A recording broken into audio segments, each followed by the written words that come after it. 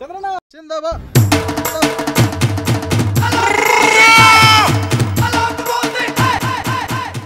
వచ్చింది గాడ కాదు ఈడా.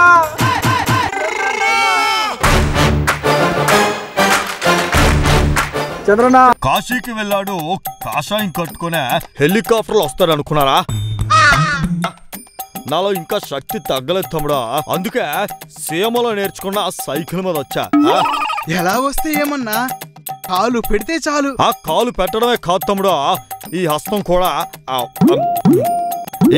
కూడా వెన్నంటే ఉంటుందా అన్నా. ఇంకా ఆలస్యం చేయకుండా నేలమ్మ తల్లికి ముద్దు పెట్టానా? మర్చిపోయా తమ్ముడా, ఇప్పుడే ఈ నేల తల్లికి ముద్దు పెడతానో పైనుండి వర్షం వస్తుంది.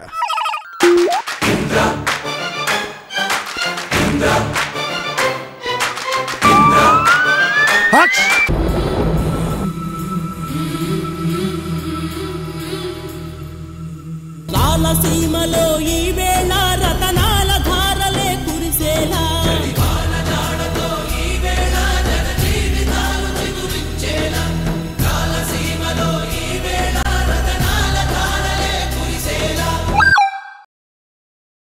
అన్నా వర్షం ఆగింది. ఆగిపోయింది వర్షం కాదు, పైపులో నుండి నీళ్లు. అయితే ఈ నీళ్లు శంకారెడ్డి ఇంటి పైపులో నుండి వచ్చినవే. తడిచి ముద్దైపోతున్నావా? ఏ నీళ్ళైతేనే ఇవి కూడా ఈ నేల నుండి వచ్చినవేగా? కాదు, డబ్బు పెట్టి మరో ప్రాంతం నుండి తెప్పించినవి. సేమ పరువు తీసావు కదా. శభాష్ చంద్రసేనారెడ్డి, నీలోని రోషం పౌరుషం ఏమాత్రం తగ్గలేదు. అందుకే నువ్వు నాకు నచ్చావు.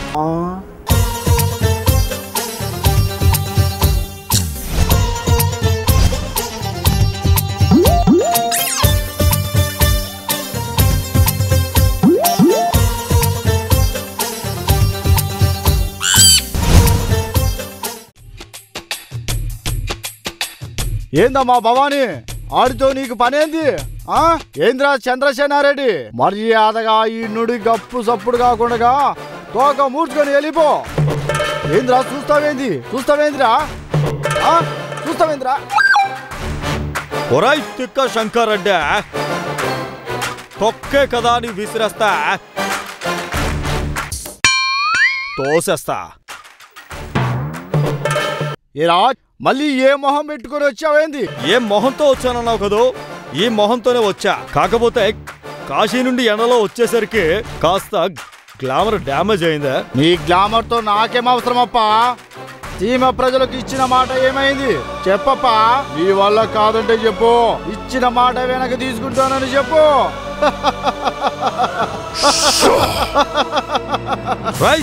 శంకర్ రెడ్డి, ఇచ్చిన మాట తప్పడం ఈ చంద్రసేనారెడ్డి వంశంలోనే లేదా? రేపటి నుండే పనులు మొదలు పెడతా. భూమిలోంచి గంగాదేవిని గలగలా బయటికి రప్పించి ఈ రాయలసీమని రత్నాల సీమగా మారుస్తా. సూపర్ అన్నా.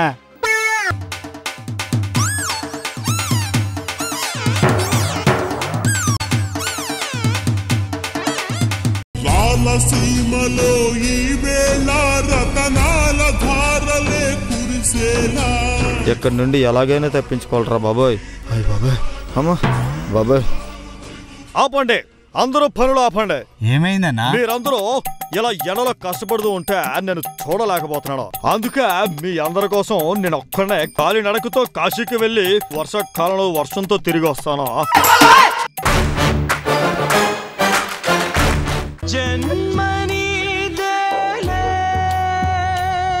మరు జన్మని జతను విడిచావో చితికి